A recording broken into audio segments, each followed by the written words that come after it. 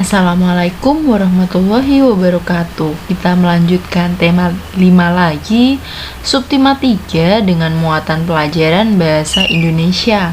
Masih tentang formulir, kali ini yang akan kita bahas adalah formulir pengiriman barang dalam negeri. Jadi, formulir pengiriman barang adalah salah satu dokumen yang harus diisi dengan lengkap, akurat, dan sebagaimana adanya oleh setiap pihak yang mengirimkan barang. Pada formulir pengiriman barang, data-data yang harus diisi adalah data penerima, yaitu data yang akan kita tuju. Misal, kalian akan mengirim sesuatu kepada saudara, berarti kalian harus menyertakan nama, alamat, kemudian nomor telepon maupun kode pos dari saudara yang akan kalian tuju. Kemudian data pengirim diisi data kalian sendiri. Nah, untuk petunjuk pengisian formulir pada data penerima dan data pengirim hampir sama ya. Yang penting tidak tertukar. Jadi harus teliti agar tidak tertukar. Pada data penerima atau pengirim, kita harus mengisikan nomor telepon, kemudian kode pos, alamat lengkap, nama awal ataupun nama akhir. Kenapa harus seperti itu? Agar tidak terjadi pengembalian barang.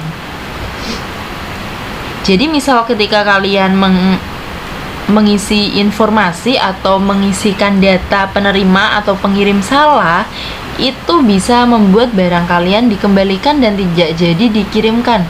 Karena jika alamatnya tidak jelas atau nomor HP-nya tidak pas, itu membuat kurir pengirimnya itu kebingungan dan akhirnya barang kalian dikembalikan.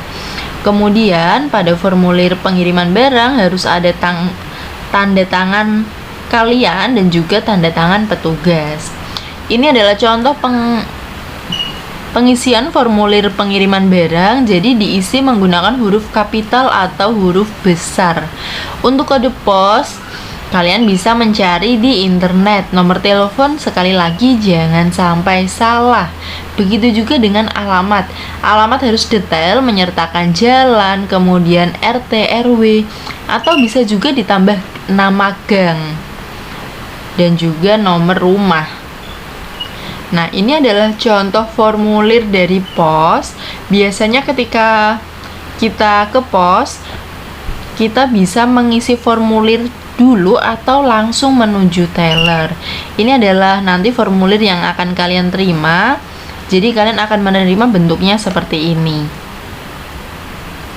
Selanjutnya LJK atau lembar jawab komputer. Jadi LJK adalah lembar jawaban yang akan diperiksa menggunakan alat bantu berupa komputer. Jadi nanti itu ketika kita ujian menggunakan LJK, yang ngoreksi itu bukan guru tapi langsung menggunakan sistem yang berada di komputer tersebut. Jadi ketika kita mengisi LJK harus benar-benar betul dan harus sangat teliti. Pada LJK kita akan menggunakan pensil 2B. Jika kita menggunakan pensil biasa maka tidak akan terdeteksi oleh sistem di komputer.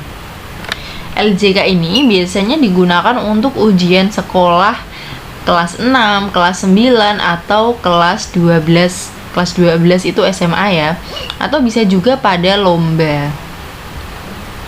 Nah, ini adalah contoh petunjuk pengisian formulir. Yang pertama itu isilah hanya dengan pensil 2B. Seperti yang Bu Vera bilang tadi, selain menggunakan pensil 2B, kemungkinan besar komputer tidak bisa mendeteksi. Kemudian lembar jawab ini tidak boleh kotor, basah, robek, atau terlipat.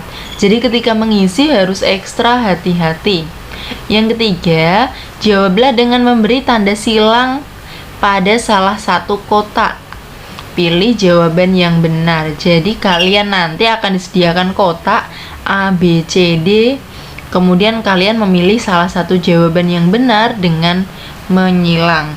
Yang keempat, tulislah nama peserta pada kotak yang disediakan, lalu silanglah kotak di bawahnya sesuai dengan huruf di atasnya. Yang kelima, tulislah nomor peserta dan tanggal lahir pada kolom yang disediakan, lalu silanglah di bawahnya sesuai dengan angka di atasnya. Yang keenam, silanglah kotak pada kolom mata ujian yang sedang diujikan. Lalu yang ketujuh, nama sekolah, tanggal ujian, dan dibubuhkan tanda tangan pada kotak yang disediakan. Jika salah, hapus sebersih mungkin dengan karet penghapus, kemudian silanglah kotak yang benar. Oke, Bu Vera kembali lagi ke formulirnya. Jadi LJK ini berisi nama peserta, nomor peserta, tanggal lahir, kemudian nama mata ujian. Nama mata ujian ini biasanya mata pelajaran ya. Kemudian menuliskan nama sekolah, tanggal ujian, lalu tanda tangan. Baru yang terakhir adalah jawaban kalian. Nah, ini adalah contoh pengisiannya. Jadi silakan diperhatikan di kolom nama peserta Aji Dwi Saputra. Jadi nama awalnya A, maka di bawahnya kita silang huruf A. Setelah A adalah huruf D, berarti kita menyilang huruf D. Ingat ya, harus urut. Urut tidak boleh geser ke samping kanan atau ke samping kiri. Kemudian setelah selesai, selanjutnya ke nomor peserta. Setelah nomor peserta bisa ke tanggal lahir, mata pelajaran, selanjutnya tanda tangan, dan juga tanggal ujian. Ingat ya, jangan ada satupun data yang terlewat. Oke, sekian dari Bu Vera. Nanti jika memungkinkan, kita akan belajar untuk mengisi LJK.